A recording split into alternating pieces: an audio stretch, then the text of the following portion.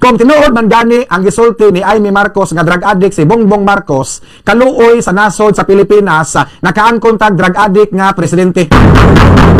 Mao tingaling usahay lagpas kaayo og tinubagan ang presidente kung pangutan-on sa mga sakop sa media, kay giingong bangag di ay mga kabombo. Basiyo kaayo og utok mutubag sa mga pangutana sa mga sakop sa media. Nganong gipadagan man ni og presidente si Bongbong Marcos nga drug addict man di ay ni? Pangita ko namog tao nga drug addict, unsay tan-aw ninyo? Tan-awa kung maayo ba maminsar sa ilang hunahuna.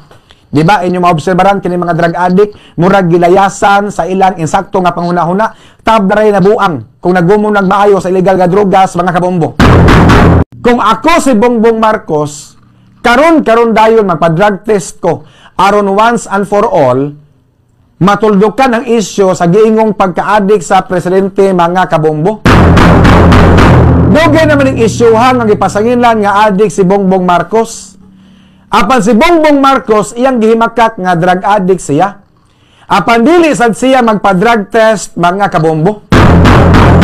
Pero unsa man say rason nga dili magpa-drug test si Bongbong Marcos? Unsa man say iyang gikahadlukan nganong dili man sad siya magpa-drug test? Kinahanglan magpa-drug test silang duha ni Lisa Marcos mga kabombo. Kaya taon-taon na ang panawagan nga unta magpa-drug test ang presidente. Apan ang presidente di gyud siya magpa-drug test mga kabombo. Magduda man sa taani nga basig bangag gyud ang atong presidente kay mahadlok man magpa-drug test mga kabombo. Kay kung dili pa ka drug addict, di ka mahadlok magpa-drug test. Kay kung dili pa siya drug addict, magpa-drug test unta siya mga kabombo.